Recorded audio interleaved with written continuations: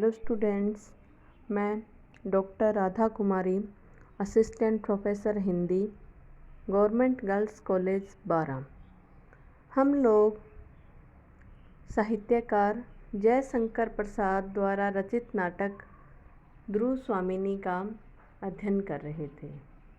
अब तक हमने पढ़ा कि गुप्त साम्राज्य का प्रशासक है रामगुप्त, उनका छोटा भाई है चंद्रगुप्त, रामगुप्त की पत्नी हैं ध्रुव स्वामिनी, और उधर शक साम्राज्य में शकराज, जो कि रामगुप्त की पत्नी ध्रुव स्वामिनी को संधि स्वरूप प्राप्त करना चाहता है।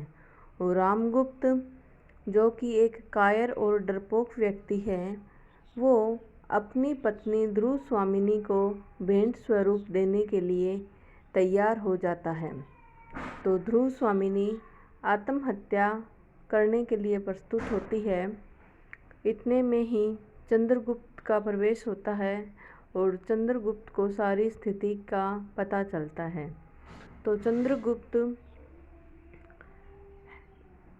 स्वयं शक शिविर में जाने के लिए तैयार होता है, तो ध्रुव स्वामिनी भी उसके साथ चलने को तैयार हो जाती है। और उधर शक शिविर में शकराज ध्रुव स्वामिनी के इंतज़ार में बैठा है। उसकी प्रेमिका कोमा है, उसका संवाद है वो शकराज के साथ चल रहा होता है। मिहिर देव, जो कि ध्रुव स्वामिनी इसके कोमा के पिता है, वो भी कोमा को वहाँ से चलने के लिए कहते हैं, लेकिन कोमा वहाँ रुक जाती है। शकराज और कोमा का वार्तालाप चल रहा होता है। यहाँ तक हमने पढ़ा था। मिहिर देव है, वो भावी जो समस्या उपस्थित होने वाली है, जो बुरी स्थिति शक साम्राज्य की आने वाली है, उसके और धूमकेतु नक्षत्र की ओर इशारा करके शकराज को सचेत करता है, लेकिन शकराज है वो मानने के लिए तैयार नहीं है। तो शकराज धूमकेतु को बार बार देखता हुआ भयानक, कोमा मुझे बचाओ, यानी अब शकराज को भी स्थिति का पता चल जाता है कि वास्तव में ही वो गलत कार्य करने जा रहा है। कोमा, जाती हूँ महाराज, पिताजी मेरी प्रतीक्षा करते होंगे। कोमा चली जाती है। शकराज अपने सिंहासन पर हताश होकर बैठ जाता है। प्रहरी प्रवेश करके, महाराज, ध्रुव स्वामिनी ने पूछा है कि एकांत हो तो आऊं? शकराज, हाँ, कह दो कि यहाँ एकांत है, और देखो यहाँ कोई दूसरा न आने पावे। प्रहरी चला जाता है। शकराज चंचल होकर टहलने लगता है। धूमकेतु की ओर दृष्टि जाती है तो भयभीत होकर बैठ जाता है। देखो, अजीब सी स्थिति हो गई है ऊहापोह की।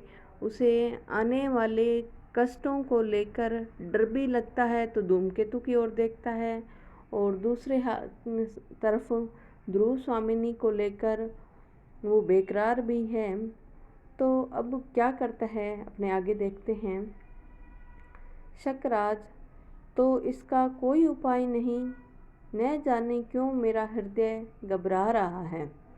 कोमा को समझा बुझा कर ले आना चाहिए सोचकर, किंतु इधर ध्रुव स्वामिनी जो आ रही है, तो भी देखूं यदि कोमा प्रसन्न हो जाए।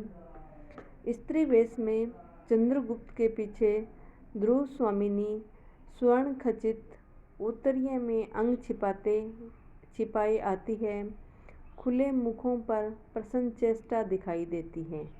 यानी चंद्रगुप्त जो स्त्री वेश धारण किए हुए हैं, और ध्रुव स्वामिनी स्वर्णों से जड़े हुए आभूषण और वस्त्र पहने हुए वहाँ पर प्रविष्ट होते हैं। चंद्रगुप्त, आज तुम कितनी प्रसन्न हो। ध्रुव स्वामिनी, और तुम क्या नहीं। चंद्रगुप्त, मेरे जीवन निशित का ध्रुव नक्षत्र इस अंधकार में अपनी स्थिर उज्ज्वलता से चमक रहा है। आज महोत्सव है ना, कि मेरे जीवन रूपी रात्रि का ये ध्रुव नक्षत्र इस अंधकार में भी चमक रहा है और आज महोत्सव है। ध्रुव स्वामिनी, लौट जाओ, इस तुच्छ नारी जीवन के लिए इतने महान उत्सर्ग की आवश्यकता नहीं। चंद्रगुप्त, देवी, यह तुम्हारा क्षणिक मोह है, मेरी परीक्षा न लो। मेरे शरीर ने चाहे जो रूप धारण किया हो, किंतु हृदय निश्चल है। ध्रुव स्वामिनी, अपनी कामना की वस्तु न पाकर यह आत्महत्या जैसा प्रसंग तो नहीं है। चंद्रगुप्त, तीखे वचनों से मर्माहत करके भी आज कोई मुझे इस मृत्यु पथ से विमुख नहीं कर सकता। मैं केवल अपना कर्तव्य करूं, इसी में सुख है। ध्रुव स्वामिनी चंद्रगुप्त से कहती है कि कामना की वस्तु, यहाँ कामना की वस्तु क्या है? ध्रुव स्वामिनी, तो उसकी शादी होनी थी चंद्रगुप्त से, लेकिन हुई रामगुप्त से। तो कामना की वस्तु न पाकर क्या तुम यहाँ आत्महत्या करने आए हो? ध्रुव स्वामिनी चंद्रगुप्त को तीखे वचन बोलती है। तो चंद्रगुप्त कहता है कि मैं मेरा कर्तव्य पूरा कर रहा हूँ। ध्रुव स्वामिनी संकेत करती है। शक्राज का प्रवेश, दोनों चुप हो जाते हैं। वह दोनों को देखकर चकित होता है। मतलब उसने तो अकेले ध्रुव स्वामिनी को बुलाया था, लेकिन साथ में चंद्रगुप्त भी है। शक्राज, मैं किसको रानी समझूं? रूप का ऐसा तीव्र आलोक नहीं, मैंने कभी नहीं देखा था। इसमें कौन ध्रुव स्वामिनी है? यानी जो शक्राज है, उन दोनों में से पता नहीं लगा पा रहा कि उसमें ध्रुव स्वामिनी कौन है। ध्रुव स्वामिनी आगे बढ़कर, यह मैं आ गई हूँ। चंद्रगुप्त हंसकर, शक्राज को तुम धोखा नहीं दे सकती हो। ध्रुव स्वामिनी कौन है यह अंधा भी बता सकता है। यानी वो दोनों नाटक करते हैं कि मैं ध्रुव स्वामिनी हूँ, और वो कहता है मैं ध्रुव स्वामिनी हूँ। ध्रुव स्वामिनी आश्चर्य से, चंद्रे, तुमको क्या हो गया है? यहाँ आने पर तुम्हारी इच्छा रानी बनने की हो गई है, या मुझे शक्राज से बचा लेने के लिए यह तुम्हारी स्वामी भक्ति है? शक्राज चकित होकर दोनों की ओर देखता है। चंद्रगुप्त, कौन जाने तुम ही ऐसा कर रही हो। यानी चंद्रगुप्त कहता है कि ध्रुव स्वामिनी तो मैं हूँ, तुम मुझे बचाने के लिए, ध्रुव स्वामिनी को बचाने के लिए ऐसा कर रही हो। मतलब वो दोनों शक्राज के लिए संशय उत्पन्न कर देते हैं। ध्रुव स्वामिनी, चंद्रे, तुम मुझे दोनों ओर से नष्ट न करो। यहाँ से लौट जाने पर भी क्या मैं गुप्त काल के अंतःपुर में रहने पाऊंगी? यानी वो चंद्रगुप्त को चंद्रा नाम दे रही है और कहती है कि अगर तुम ध्रुव स्वामिनी बनकर यहाँ रह जाती हो, तो मैं जब वापस लौटूंगी तो क्या गुप्त काल का जो अंतःपुर, जो रानियों का रहने का स्थान है, उसमें मुझे जगह मिल पाएगी वापस? चंद्रगुप्त, चंद्रे कहकर मुझको पुकारने से तुम्हारा क्या तात्पर्य है? यह अच्छा झगड़ा फैलाया, इसलिए मैंने एकांत में मिलने की प्रार्थना की थी। यानी चंद्रगुप्त कहता है कि मैं हूँ तो ध्रुव स्वामिनी, तुम मुझे चंद्रे क्यों कहकर पुकार रही हो? और इसलिए तो मैंने एकांत में राजा शक्राज से मिलने की प्रार्थना की थी। ध्रुव स्वामिनी, तो क्या मैं यहाँ भी चली जाऊँगी? शक्राज, ठहरो। दोनों को ध्यान से देखता हुआ, क्या चिंता यदि मैं दोनों को ही रानी समझ लूँ? ध्रुव स्वामिनी, चंद्रगुप्त, हैं? शक्राज, क्यों, इसमें क्या बुरी बात है? चंद्रगुप्त, जी नहीं, यह नहीं हो सकता। ध्रुव स्वामिनी कौन है, पहले इसका निर्णय होना चाहिए। ध्रुव स्वामिनी क्रोध से, चंद्रे, मेरे भाग्य के आकाश में धूमकेतु सी अपनी गति बंद करो। यानी ध्रुव स्वामिनी चंद्रगुप्त को, जो स्त्री बना हुआ है, उससे कहती है कि अब मेरा तो भाग्य उदित होने जा रहा था और तुम उसमें धूमकेतु बनकर कैसे प्रविष्ट हो रहे हो। यानी धूमकेतु तो अनिष्ट की आशंका से आता है।